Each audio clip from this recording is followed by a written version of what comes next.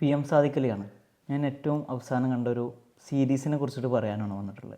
മറ്റുള്ള വീഡിയോയിൽ നിന്നൊക്കെ വ്യത്യസ്തമായിട്ടാണ് ഈ ഒരു വീഡിയോ.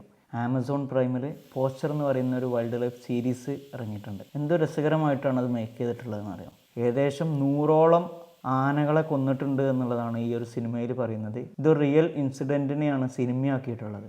റിച്ചി മേത്തയാണ് ഇതിൻ്റെ സംവിധായകൻ. ആലിയ ഭട്ടാണ് ഇത് പ്രൊഡ്യൂസ് ചെയ്തിട്ടുള്ളത്. അതിൽ പ്രധാനപ്പെട്ട 3 കഥാപാത്രങ്ങളെ കുറിച്ചിട്ടാണ് ഞാൻ പറയുന്നത്. റേഞ്ച് ഓഫീസറായിട്ട് അഭിനയിച്ചിട്ടുള്ളത് നിമിഷ സജയനാണ്.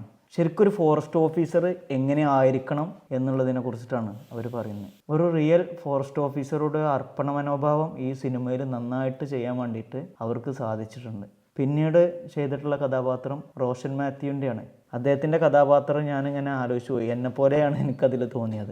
അദ്ദേഹത്തിൻ്റെ ജോലി എന്ന് പറയുന്നത് IT മേഖലയിലാണ് വർക്ക് ചെയ്യുന്നത്. ഒരു ക്രൈം നടക്കുന്ന സമയത്ത് ഈ IT എങ്ങനെ യൂസ് ചെയ്യാം എന്നുള്ളത് കൃത്യമായിട്ട് അതിൽ കാണിച്ചിട്ടുണ്ട്. അദ്ദേഹം വീട്ടിലൊന്നും അവതരിപ്പിക്കാതെയാണ് ഇതിലേക്ക് ഇറങ്ങിയിട്ടുള്ളത്. ദിവസം രാത്രി ഭാര്യയെ കാട്ടിലേക്ക് കൊണ്ടുപോയിട്ട് കാണിച്ചു കൊടുക്കുന്ന ഒരു രംഗമുണ്ട്. അവിടെ നിറച്ചും മിന്നാമിനുങ്ങളാണ്. ഇതുപോലെയുള്ളൊരു കാഴ്ച ഞാൻ എൻ്റെ ജീവിതത്തിൽ കണ്ടിട്ടുണ്ട്. ആനകൾ എങ്ങനെയാണ് നമ്മുടെ ജീവിതത്തിൽ ഭാഗമാവുന്നത് എന്നുള്ളതൊക്കെ അതിൽ പറയുന്നുണ്ട്. അവരുടെ സുപ്പീരിയർ ഓഫീസറായിട്ടുള്ള ദിബേന്ദു ഭട്ടാചാര്യയാണ് അഭിനയിച്ചിട്ടുള്ളത്.